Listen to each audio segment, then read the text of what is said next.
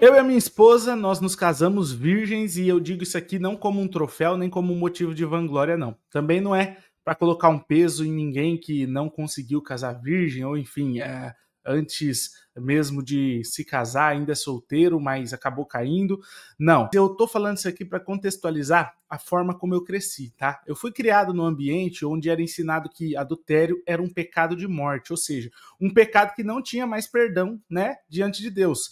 E que a fornicação, o sexo fora do casamento, antes do casamento, também tinha uma pressão muito forte nesse sentido aí, dentro dessa rigidez que nós vivíamos, então nós seguimos à risca essa questão. Nós chegamos no nosso casamento sem nós termos tido relações sexuais, nem antes e nem durante o nosso namoro. E para você não me entender mal, eu já quero pontuar aqui logo no começo uma coisa muito importante. Casar virgem, gente, é algo muito bom, é algo bíblico, é algo correto. Deus, ele estabeleceu que a intimidade sexual ela fosse desfrutada dentro da aliança do casamento. Esse que é o padrão santo de Deus. Mas com o tempo, eu fui entendendo uma verdade muito mais profunda, que você guardar a virgindade por si só não define santidade, porque alguém pode até conseguir proteger o corpo e ainda assim viver com os olhos, com a mente, com o coração completamente dominados pela imoralidade. Ou seja, você pode até ser virgem no físico, mas você pode já ter adulterado mais de 1000 vezes aí na sua alma. É sobre isso que eu quero falar hoje, então graça e paz a todos, eu sou Eduardo Vasco, você está sintonizado aqui no canal Transbordando Graça, eu já peço que você deixe o seu joinha aí embaixo.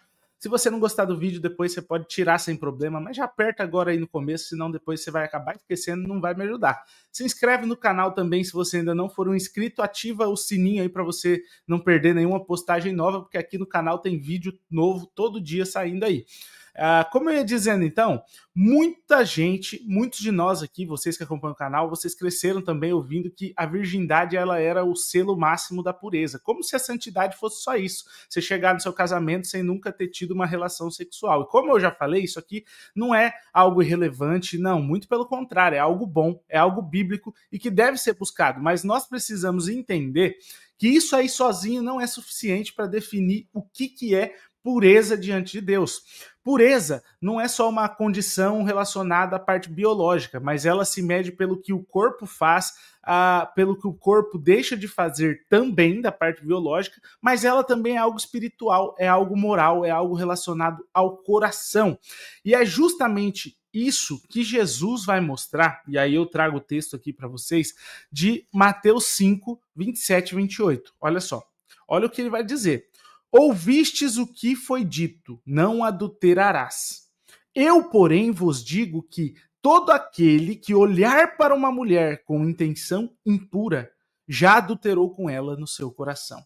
Muita gente pensa, gente, que Jesus veio para afrouxar a lei, como se o padrão então tivesse ficado mais leve, mas na verdade aqui nós percebemos que ele sobe o nível. Porque a lei de Moisés, ela dizia, né, não adulterarás, ou seja, o ato físico que ia caracterizar o pecado, mas agora Jesus ele subiu a régua e ele fala que até no pensamento já é adultério. Isso significa que a exigência de santidade não é só algo que está relacionado ao corpo, mas também é na mente, nas intenções também mais secretas do nosso coração.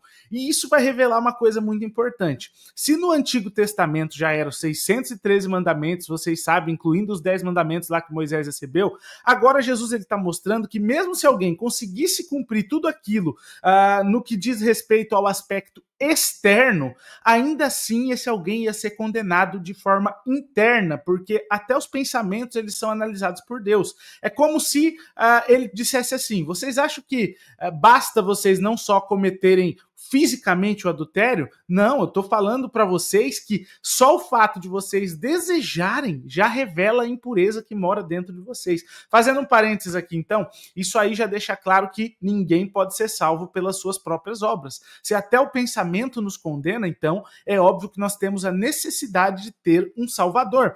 E Jesus ele expande então o entendimento da lei justamente para mostrar que nós precisamos desesperadamente da graça dele. Tem um perigo enorme que a gente corre quando a gente transforma a virgindade num troféu espiritual, que é o quê? A hipocrisia. Porque tem gente que bate no peito de nunca ter caído, de nunca ter tido relação antes do casamento, mas vive alimentando o coração com desejos impuros, com olhares, com pensamentos terríveis que só Deus conhece. E aí entra uma verdade poderosa da palavra, que vocês vão lembrar que está lá em 1 Samuel, que o homem vê o exterior, mas o Senhor, ele olha o coração. Lá naquela passagem, quando Davi ia ser ungido rei, enfim. Ou seja, as pessoas elas podem até bater palma para você, se você se guardou fisicamente, mas Deus sabe se lá no secreto você tem buscado mesmo ser puro ou se você só está mantendo aí uma máscara, uma aparência. Não adianta nada você ser virgem no corpo e você ser um prostituto ou uma prostituta na sua mente. É como você embrulhar um presente num papel bonito, mas por dentro ali tá cheio de lixo. O pacote ele pode até enganar quem está olhando, mas ele não vai enganar esse Deus, né, que a gente serve, que sonda as entranhas. Você quer ver alguns exemplos práticos? Ó, um jovem ele pode chegar no casamento virgem, mas ele pode passar anos, por exemplo, preso em pornografia. Uma moça, ela pode nunca ter se deitado com ninguém, mas ela pode se encher, passar o tempo dela com novelas, com séries ali que alimentam essa vontade, essas fantasias sexuais ali, vivendo tudo na mente dela. Então, alguém, por exemplo, pode até mesmo falar de pureza na igreja, mas está sempre ali flertando, com conversa suja, com segunda intenção. Isso aí, gente, não é santidade. Isso aí, na verdade, é hipocrisia. E sabe o que é pior? Quando alguém finge uma pureza que não tem, a tendência é que essa pessoa ela comece a julgar os outros e se achar mais santo, mais limpo, mais digno. É aquele fariseu da parábola que ele orava dizendo, né? Obrigado, Senhor, porque eu não sou como os demais homens, porque eu faço isso, eu guardo a lei aqui. Só que Jesus deixou claro que nessa parábola, quem recebe perdão era aquele coitadinho do publicano que estava ali confessando, ô Senhor, eu sou pecador, eu preciso do Senhor, eu sou muito pecador, tal, com a minha força eu não consigo. Não foi o hipócrita que estava ali batendo no peito, confiando nas próprias obras em si mesmo, não. E como eu sei aqui que muitos jovens me assistem nesse canal, deixa de coração eu passar uma mensagem para vocês. Gente, casar virgem é uma benção. Eu e a minha esposa, nós experimentamos isso. Não existe comparação na mente, não existe lembrança do passado que vai atrapalhar, não existe fantasma de experiências anteriores, é só vocês dois ali, aprendendo juntos, crescendo juntos, descobrindo a vida íntima a dois de uma forma pura diante de Deus. Agora, é claro que Deus, ele perdoa Deus, ele restaura quem caiu e quem se arrependeu, mas eu preciso te alertar, tá? Que quando um entra no casamento virgem e o outro não, muitas vezes vão surgir comparações, vão surgir inseguranças, lembrança do passado. Isso tudo aí pode gerar uma série de crises que acabam sendo desnecessárias. E isso vai piorar um pouquinho quando os dois já têm uma vida de pecados sexuais antes, porque os desafios eles vão ficar maiores. A graça de Deus, ela cobre, ela restaura, ela dá um novo começo, mas é inegável que é muito melhor quando vocês aprendem juntos, do zero, sem sombra de passado. Por isso o meu conselho é, se preserve, não negocie a sua virgindade, não antecipe o casamento só por causa de pressão dessa carne que nós vivemos. Se você não está preparado para assumir essa aliança, não cai na armadilha de você antecipar aquilo que Deus tem reservado para dentro do pacto matrimonial. E é claro que você precisa buscar, então, caminhos práticos, alguns conselhos que eu te dou para você não cair nessa questão. Primeira coisa, fuja dessas ocasiões de queda, né? Tem um ditado que a ocasião faz o ladrão. Não se coloque, então, em situações que vão te empurrar para o erro. No português, claro, você não dá sorte pro azar. A segunda coisa, coloca limites claros, porque o namoro cristão ele precisa de disciplina. Não vai brincando com essas coisas, né? E o terceiro é preencha a sua mente e o seu coração com a palavra de Deus, porque ninguém consegue resistir por força própria. Lembra sempre disso aqui. Quando você escolhe esperar, você não está perdendo nada, muito pelo contrário. O mundo quer mostrar para você a todo momento que você está perdendo alguma coisa, mas não, pelo contrário, você está protegendo o que você tem de mais precioso, você moça, você moço, para você entregar no altar ali como um presente para quem você ama. Então, casar virgem não é só uma questão de honra diante de Deus, mas é também uma bênção que ela vai ser prática para o seu futuro casamento. Você vai colher frutos de paz, de confiança, de companheirismo, de cumplicidade que vão marcar a sua história. Outro ponto que eu não posso deixar de falar aqui sobre esse assunto é uma pressão que é muito desproporcional, gente, que existe em relação à virgindade. Vamos ser sinceros.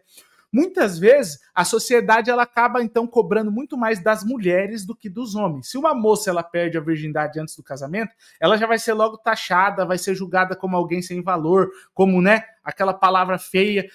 Só que muitas vezes, quando é um rapaz que faz a mesma coisa, ele é até elogiado pelo mundo, né? Chamado de alguém esperto, alguém galanteador, é um cara, né, pegador, como se ele tivesse algum mérito nisso. E sabe o que é pior? que essa pressão desproporcional não acontece só no mundo lá fora, mas também acontece dentro da igreja. Muitas vezes o valor de uma moça ele é medido pelo fato dela ainda ser virgem ou não, enquanto muitas vezes os erros dos homens, dos rapazes, dos moços, são relativizados, são tratados como, é coisa de juventude, ele vai amadurecer. Isso aí é muito injusto, isso é hipocrisia, é antibíblico. Eu já vi, por exemplo, líderes exaltando o testemunho de um rapaz que voltou para a igreja depois que caiu na imoralidade e tal, mas quando é uma moça que cai, muitas vezes ela vai carregar aí um peso de uma marca que não vai sair nunca, né, aos olhos humanos, como se ela fosse alguém menos digna da graça. Mas deixa eu falar uma coisa aqui, deixar algo bem claro. Deus, gente, diante de Deus não existe esse negócio de 2 pesos e 2 medidas. Pode até existir diante dos homens, mas o padrão de santidade de Deus é o mesmo tanto para homens ou para mulheres, tá? Jesus, ele não faz distinção. Pecado é pecado, seja cometido por quem for. E aqui entra uma outra coisa, que é a hipocrisia, né, de muitos, porque aí o cara vai, apronta de tudo no mundo, ele vive uma vida de fornicação, de pecado. Quando vai casar, aí ele exige que a moça seja virgem. Então, a moça também faz tudo o que quer, se envolve pecado sexual de tudo que é tipo, aí depois ela vem exigindo também um rapaz virgem para casar. Isso aí é no mínimo incoerente, mas também é injusto, é uma coisa antibíblica, é hipocrisia também. E o que Deus quer não é um passado perfeito, mas é um presente consagrado. O que vale, gente, não é a ficha limpa diante da sociedade, mas é um coração que decidiu viver a santidade a partir de agora. Por isso, se você acabou caindo nesse sentido, você não precisa, escuta isso aqui, você não precisa viver debaixo desse peso de culpa. Busque o arrependimento, busque a graça de Cristo. É possível você seguir em pureza. E se você ainda não caiu, permanece firme, tome cuidado, mas que fique bem claro que não existe santidade, como que eu posso dizer? Não existe uma santidade seletiva. Em Cristo, o padrão ele é o mesmo para todos. E para encerrar agora, eu quero falar com você, com muita sinceridade, para você aí que está me ouvindo e você já perdeu a virgindade antes do casamento, talvez você esteja aí carregando essa culpa que eu acabei de falar, essa vergonha, esse medo de nunca mais ser visto como alguém puro, mas deixa eu te falar isso aqui, ó. O evangelho, ele não é sobre, coloque isso na sua cabeça, o evangelho ele não é sobre você colecionar medalhas de desempenho. O evangelho é o quê? É sobre você ser lavado pelo sangue de Cristo diariamente. Talvez você não chegou no casamento virgem, mas você se arrependeu, abandonou esse pecado e hoje você vive buscando aí estar em santidade. Saiba que aos olhos de Deus é muito possível, por exemplo, se você está dentro desses requisitos que eu falei, que você esteja muito mais puro do que alguém que nunca caiu fisicamente, mas que tá ali ainda mergulhado em pornografia, que continua com aqueles desejos impuros, né, alimentando aquilo, que tá vivendo em hipocrisia no coração. Deus, gente, ele não olha só o passado, ele olha o coração arrependido, ele olha o coração transformado no presente. Tem um texto em Isaías 1,18, e eu até marquei aqui porque esse texto ele é fantástico, ele deu até origem para um louvor muito bonito, Alvo Mais Que a Neve, né? E vai dizer assim, ó: ainda que os vossos pecados sejam vermelhos como o carmesim, eles se tornarão brancos como a neve. Gente, é isso que o Senhor faz. Ele pega manchas que todo mundo acha que nunca mais vão ser apagadas e ele consegue transformar isso em pureza. Pensa comigo num lençol. Se você derruba vinho ali, ele vai manchar, você pode lavar, você pode esfregar, você pode usar todos os produtos e ainda assim aquela mancha de vinho ela vai ficar ali, mas o sangue de Cristo ele não é vinho. O sangue de Cristo é diferente. Quando esse sangue cobre alguém, quando ele lava, não fica nem sombra da mancha que antes tinha ali.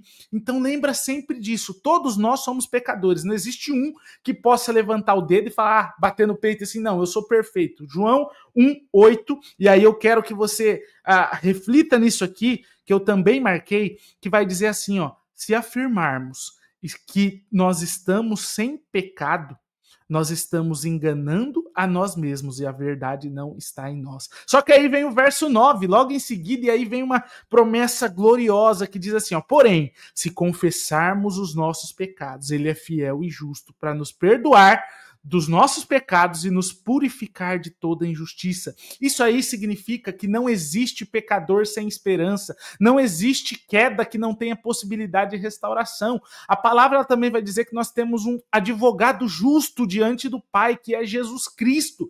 E em Cristo, meus irmãos, não existe uma prateleira de crente mais top ou de crente mais furreba, não. Se estiver em Cristo, todo aquele que está em Cristo é feito nova criatura. Então, se você ficou aqui até o final desse vídeo, comenta aí embaixo o que você pensa sobre esse assunto, se esse vídeo te edificou em algo. Eu leio aqui todos os comentários, eu respondo quase todos, até de quem vem me xingar. Se inscreve no canal se você ainda não for inscrito, deixa o seu joinha se você não me ouviu lá no começo, deixa o seu joinha.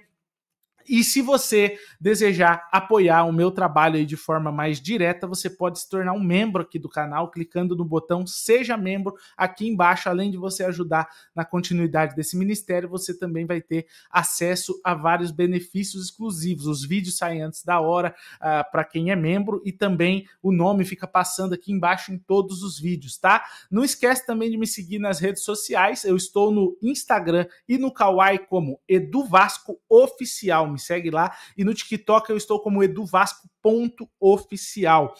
Tem vídeos novos também todos os dias lá. E até o próximo vídeo, que a graça transborde na sua vida. Esse é o meu desejo.